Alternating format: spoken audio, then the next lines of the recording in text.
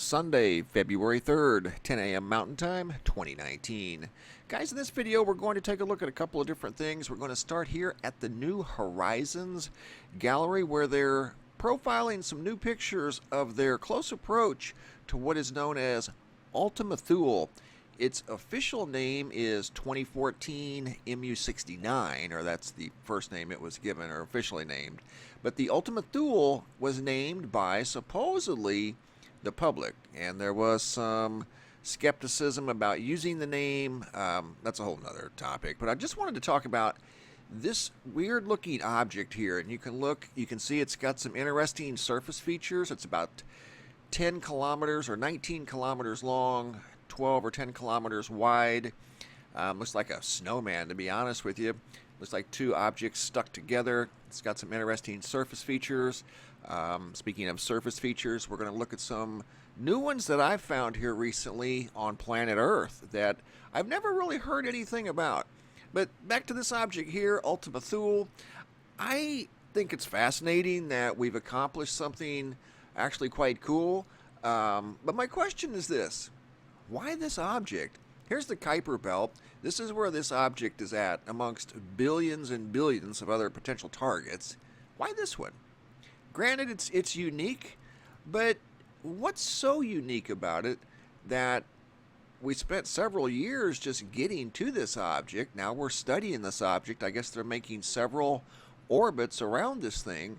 But what makes it worth traveling over 4 billion miles? It's a trans-Neptune object. It means it's beyond the orbit of Neptune out in the Kuiper Belt.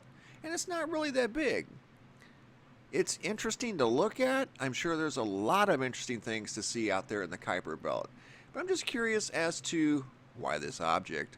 That's all. But they have featured some new images here at their website. I'll post a link below in the description box.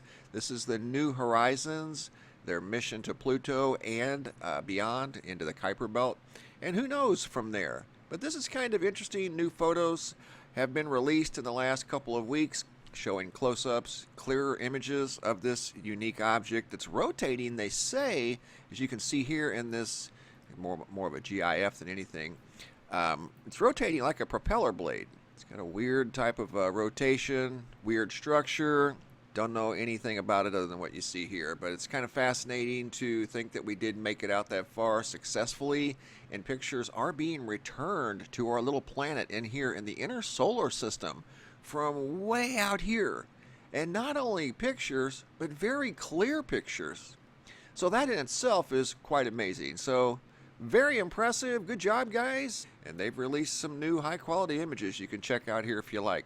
Also, what I'd like to talk about is something I've discovered here on Earth. We've got some interesting, this almost looks like a circle, but it's probably just the way it ended up once it was made millions or billions of years ago. But here on the Earth, I've found something unique that I've never heard about. I've Googled. I can't really find too much about it other than the Nazca lines. And what I'm talking about are geoglyphs that I've found in western South America, down near the Andes, near the Nazca lines. But they're not Nazca lines. You guys have all heard of the Nazca lines.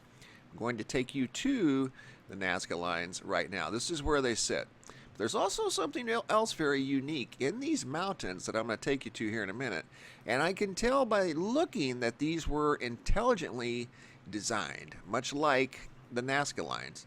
And here's one example of several of the Nazca lines. You can tell that this was done by a human. So what was the purpose of making this strange-looking geoglyph?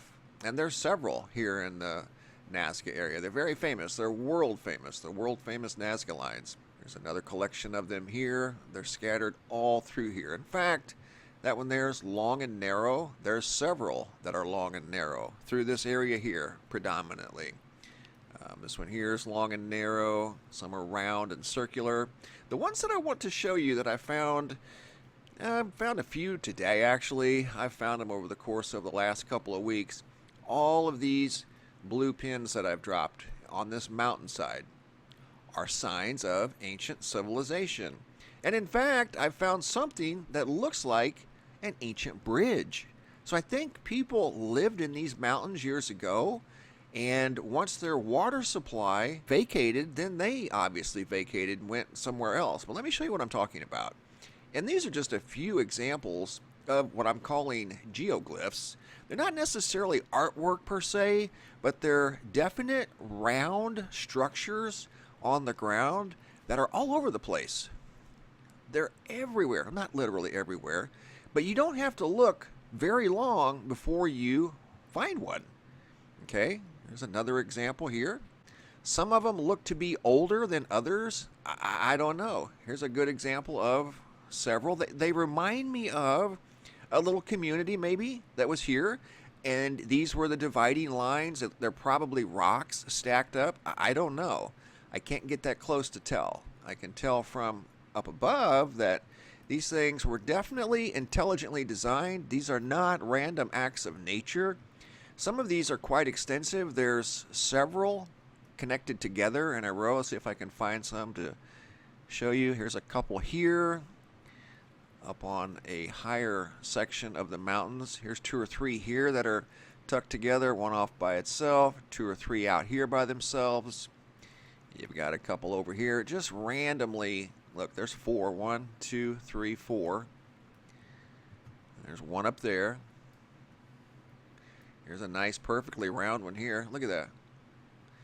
And you've got attached 2 smaller ones, one off by itself. Another one here. I think there's several in this area. Yeah, here's a collection of quite a few. So this almost reminds me of an ancient civilization, an old settlement that maybe lived here thousands of years ago. And this was their way of protecting themselves from wild creatures. That's just what I'm thinking. I don't know. There was probably once a water source that went through here. You can see little dried up valleys that probably at one time were little creeks or rivers. But all through here are just hundreds of these things. And something else that I found quite fascinating that really led me to believe that these little structures here, and some of them aren't little, they're bigger than football fields in some cases. Here's a collection of them here. To me, that reminds me of a settlement. All right. This used to be what looks like the water source. Always got to have a water source next to a settlement. But look here.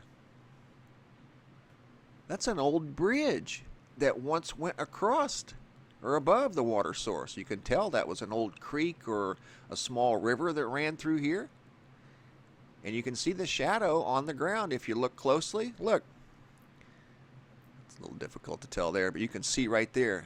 That's the shadow on the ground of this structure up above that connects this side to that side. That's an old bridge. Obviously, it's not used today. That's not a modern road. That's very, very old. And if you look around this area, you will see signs of these circles everywhere. Look at this. This looks like a settlement of some sort. I don't think it was some form of agriculture.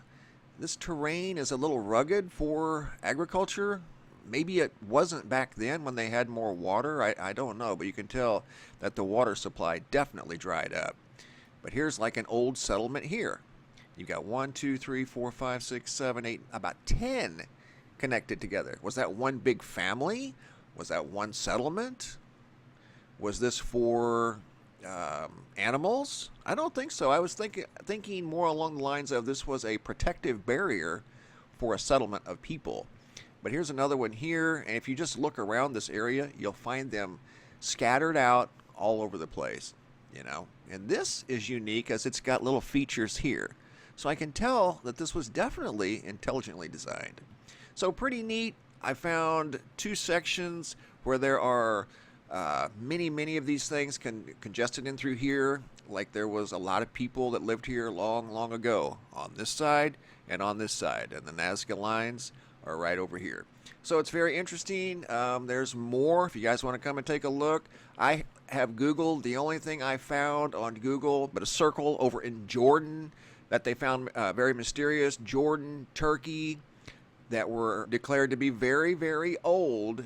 Other than that, I didn't really find a whole lot, but they're very interesting, and there's some sort of circles on the ground in the mountains in South America. Guys, I want to finish up with a red sunset. This was sent in by Nacole from Boulder, Colorado. And it goes back a few months to when there were some wildfires in the mountains up near Boulder. And she videoed this sunset, and this is how we're going to end this video. I have not altered this in any way. This is exactly how she sent it to me. And they were very intrigued by the color of the sun. That looks like a red planet with rings over there. Look at that. That's incredible. And that is our sun from our planet. Great video. Once again, sent in by Nacole from Boulder, Colorado. It's got some clouds in front of it, but what you can see, that is fiery red, and I have not altered this video in any way. Thanks for sharing, Nacole. Thank you guys for watching. Have a super day, and be safe out there.